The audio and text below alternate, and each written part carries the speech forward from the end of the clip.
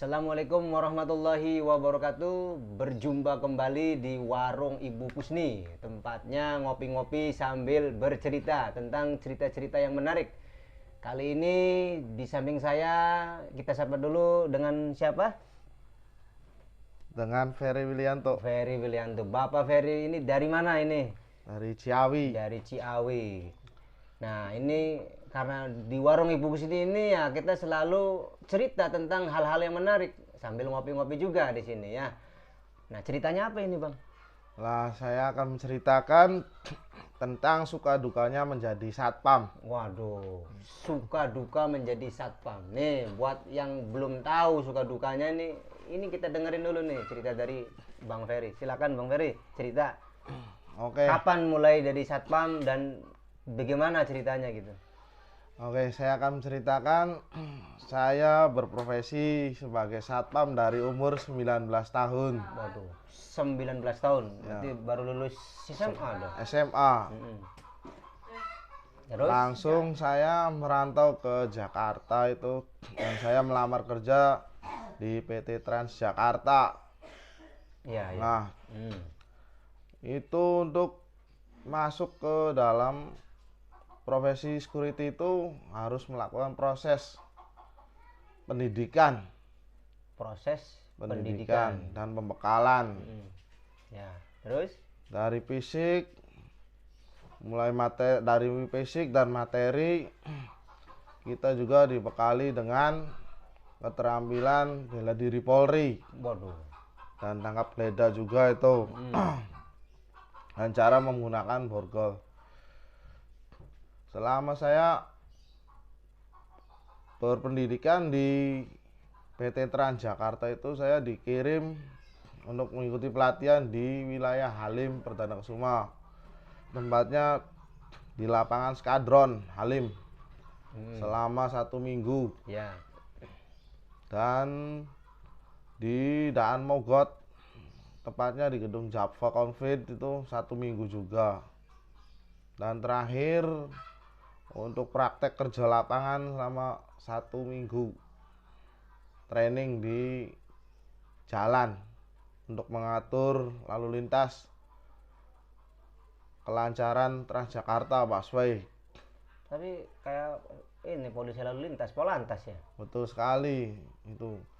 Dan juga itu bagian-bagiannya tergantung, ada patroli, ada on board, dan ada shelter.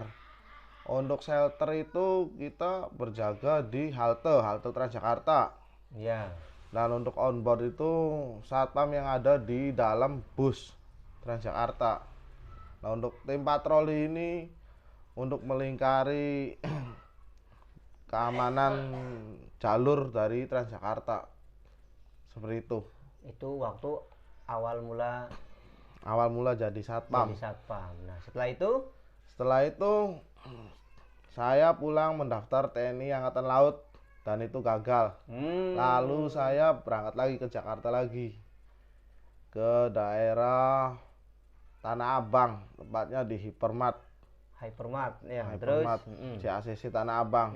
Dan di situ saya nggak lama karena tidak sesuai dengan harapan kerja di situ. waduh, ya, lanjut. Nah, setelah itu saya sempat menganggur selama 2 tahun. Dan saya itu untuk mengisi kekosongan jualan pulsa, bikin counter. Counter ya. Terus ulang gitu ya. Lanjut. Setelah itu tahun 2010 saya masuk di satpam di pelabuhan Cirebon sampai saat ini. Jadi saya udah 11 tahun di pelabuhan Cirebon. Waduh, lama sekali juga ya pengabdiannya ini dari 2010 sampai 2022. Udah 22 tahun itu. Betul sekali. Nah, itu pasti ceritanya menarik sekali pas bekerja di pelabuhan ini, suka dukanya berarti kan? Iya, suka dukanya itu Ya, ya mungkin dilihat sama orang itu dilihat sebelah mata lah untuk profesi satpam. ya. Karena dengan itu orang itu melihat satpam itu penjagaannya cuma seperti itu, duduk-duduk aja, padahal tanggung jawabnya besar. Besar. Resikonya itu taruhannya nyawa. Nyawa bener.